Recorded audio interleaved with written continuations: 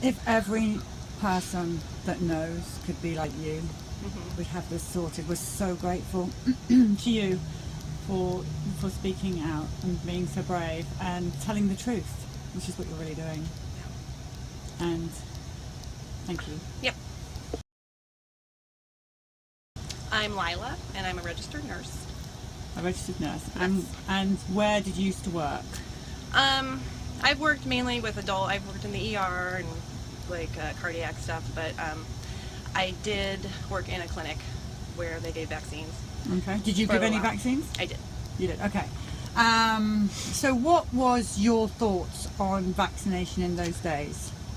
Well, you know, we learned in school that they were safe and effective, and they've saved millions of lives. We learned the schedule. We did not learn what was in them, and so I kind of thought that they were saline water and like bits of viruses and it, you know, super safe. And so until the whistleblower situation, the CDC whistleblower situation came up, I kind of just went with that, and I thought I was saving lives by giving vaccines. You thought you were saving lives by giving vaccines. And what kind of vaccines did you give? I gave adults who were hospitalized and sick flu shots.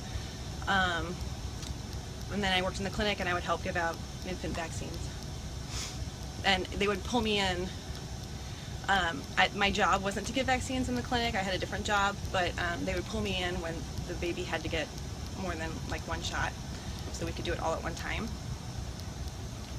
Was there any reasoning behind? I mean, as a person, I fail to understand that people don't know what they're doing in this day and age where there's so much damage.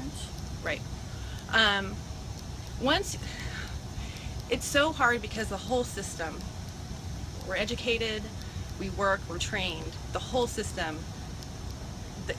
is vaccines are safe and effective and necessary. And so it's so easy to ignore. I mean, it's cognitive dissonance. It's just how it is. And if you start challenging it, it's almost like a challenge to like a core belief. It's like a belief system.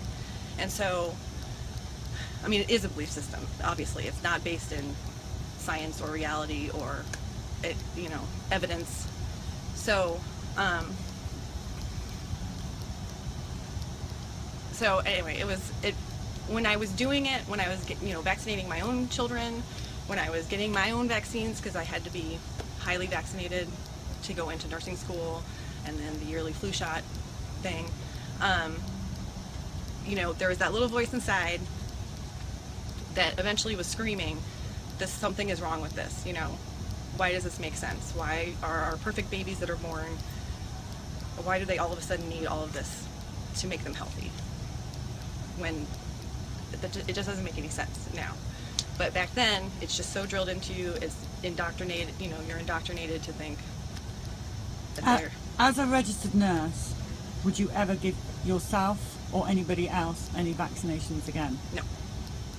No, and I switched jobs so that now I am still working in mainstream medicine, but I switched jobs so I'm not in clinical setting anymore, and I'm not giving any medications, including vaccines. As a registered nurse, do you believe there are any safe vaccines? No, and that's my biggest problem with them. It's not the effectiveness. It's not one ingredient or one specific vaccine.